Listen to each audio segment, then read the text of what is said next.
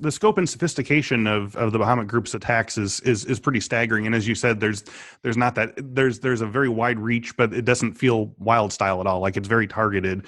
There's these exact spear phishing campaigns and these fully operational and realistic websites full of fraudulent news and malicious apps and what you guys called a vast fake empire designed to draw in its high value targets.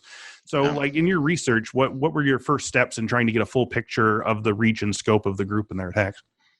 Yeah, I mean, I think once we had like a foothold, once we kind of understood what we were looking for, we just started pulling strings. I know that the report mentions not just the website, but the mobile applications and things like that. And I think, as you mentioned, like their tradecraft is exceptional. Yes, they really, and this is another thing that lets you know they're highly trained, because they know what their target is, they know what they're going after, and they're patient in getting it. This is not a smash and grab. This isn't, I'm going to send a bunch of stuff out and hope I get something. This was highly targeted. And the fact that it's easy to see that, I mean, even down to, not just the websites that we explained there, but even the Eulas that they used in the mobile apps say exactly what's going to happen, and people still accepted it, right?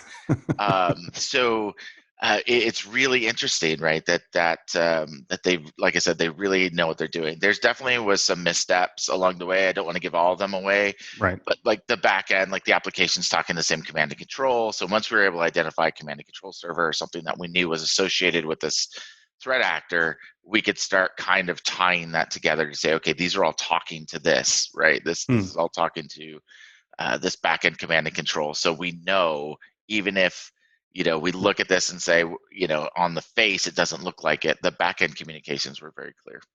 Okay. Plus the encryption algorithm that they used and all those types of things in communication. So, yeah. Hey, Eric, I don't know if you can talk to this specifically or more generally, but what sort of counter intel, counter investigation practices did Bahamut take while your team was investigating them over this time? I mean, were there any real surprising things there that led you say, wow, this is quite a sophisticated adversary we're working against, or anything specific you can share there?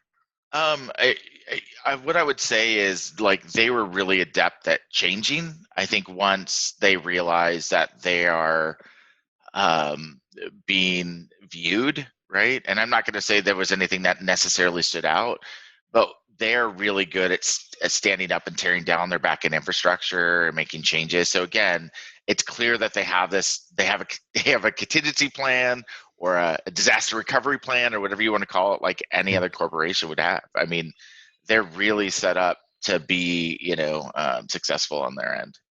So those types of things are really interesting, because the way in which they mimic how we also, right, in the corporate world and government go about protecting ourselves. They had all that in place as if they had clear knowledge or training in those areas as well.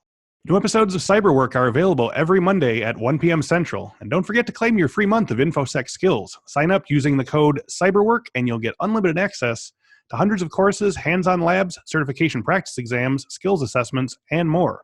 Use code CYBERWORK for Infosec skills.